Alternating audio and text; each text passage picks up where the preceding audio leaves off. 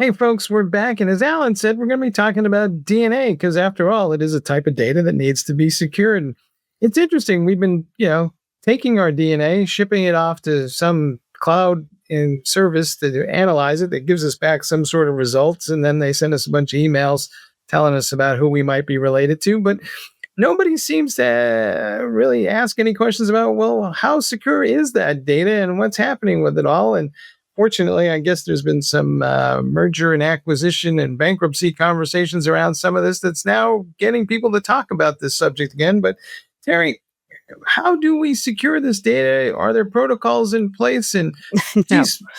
what could possibly go wrong? Everything could go wrong.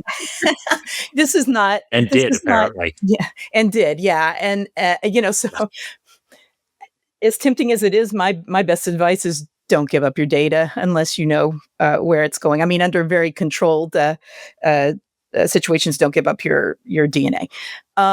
However, that's not the way of the world. It's already out there, can't be pulled back. I think, this story on 23andMe, they just got a significant fine from the ICO, 2.31 million pounds, but that's not, it's a drop in the bucket, in a way, probably deserved a bit more.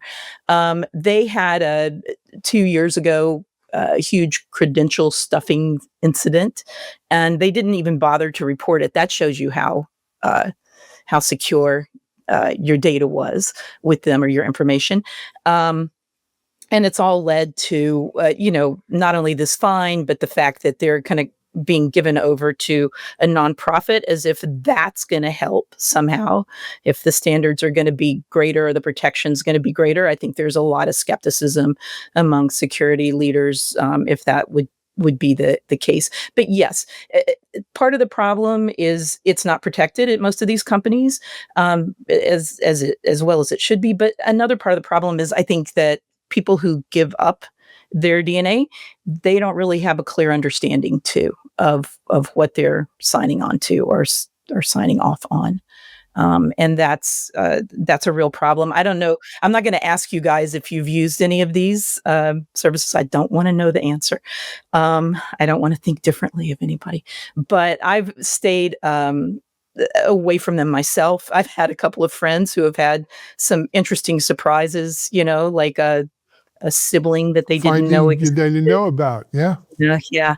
And stuff like that. I mean, it's interesting, to see what, where you come from or where your stock is, but does it really matter if, in, I don't know, the 300s, you were related to some big muckety muck in some tribe? I doubt it. But, so there's that. But then the other thing, and this is probably why for years I sort of railed on these things. You're also, when you give up your DNA, you're also giving information, data on your family and people in your family. And that's something that you really have to think about. That's a big responsibility. And sure, you can use DNA evidence to crack cold cases and murders. That's fantastic. But how do you feel when an insurance company gets your family members or your family tree data and they make decisions about what they'll cover?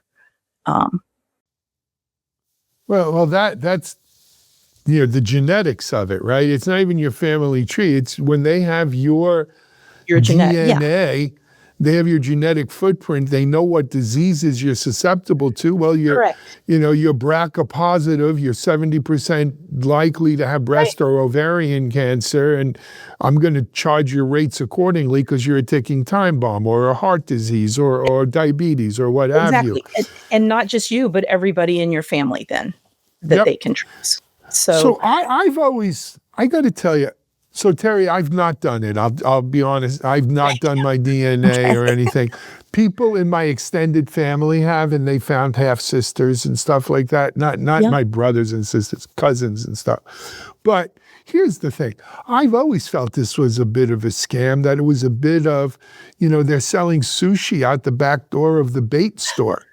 Exactly. Right? Because the business model here was not telling you that you're, 20% Scottish, 25% Irish, and 30% Pict or whatever, right? It was about taking that data that they're collecting from you and monetizing it on the back end. Sure. Monetizing it and what was beautiful about it is we not only gave them our DNA data, but we went and filled out the family tree. So now they can match that genetic DNA data to our family trees and put it all together. This is the biggest invasion of privacy of all time. It is. And a sucker born every minute. That's right. And again, it can't be called back. It can't be retracted, that data. It can't be changed. You can't, as one of the people I talked to said, you can't, MFA it. That just, there's nothing that works there. I mean, once it's out there. Well, so, and Teri, what was really horrifying to me about what happened here and the reason for the fine and all that sort of thing, it was horrifying both because of its shocking nature and because it was completely unsurprising, was that 23andMe's security practices were crapola, and they were easily subject to this attack.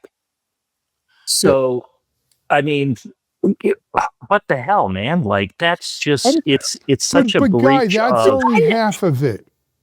That's only half.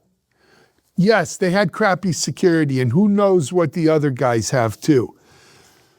But that's assuming, okay, so because I had crappy security, someone is going to get access to this data that I didn't think they should have.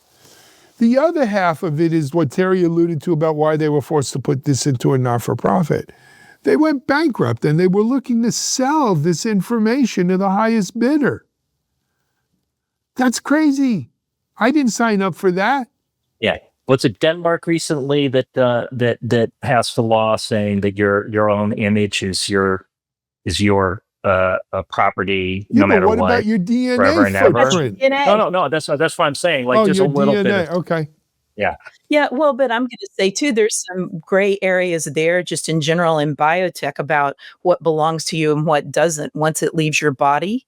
Once you submit it someplace. I mean, you guys read, was the book about Henrietta the Lacks? one lady whose cells have become, whose virulent cancer cells became sort of the basis of modern biotech. I mean, those cell lines are still being used, So the police have been picking up your DNA from garbage for years to find match criminals or whatever. So, at some point, you no longer own it. But let me put this out there as a notion for a killer security app. And, just imagine this for a second. But I'm going to get myself a big chaw of tobacco, and I'm going to chew it up, and then I'm going to spit in the spittoon next to my laptop, and it's going to verify that that's actually me accessing an application. And meanwhile, you get oral cancer, but that's okay. Everybody wins. Yeah, everybody wins. The doctors win. The tobacco companies win. How different is that than an iris scan or even a fingerprint? Facial. Or facial recognition. Well, it's harder to steal my DNA because I could say that it was fresh DNA, right? Because you can measure the time on it, so at least it was me at that. That was the thing a couple years back, if you remember, in the sports memorabilia and collectibles space. Supposedly they were going to have like a thing of the athlete's DNA that would be able to be checked, or the artist's DNA, that you could verify it was in fact them who gave it to you. I see a whole new twist on suspense movies now too, where the bad guys are forcing, somebody they want access to their treasures, and they're forcing them to chew a piece of tobacco.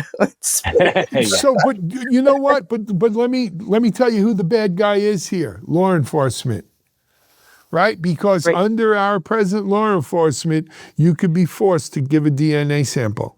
Exactly. And once they've got that sample, it's in the database. That's right. So combining that with all that's going on here, it's scarier. Right. So to Teri's point, is there a proper protocol about if I sign up for these DNA things, should I send a note to the family warning them that I'm about to do this in case the FBI is looking for them, or how does that kind of work?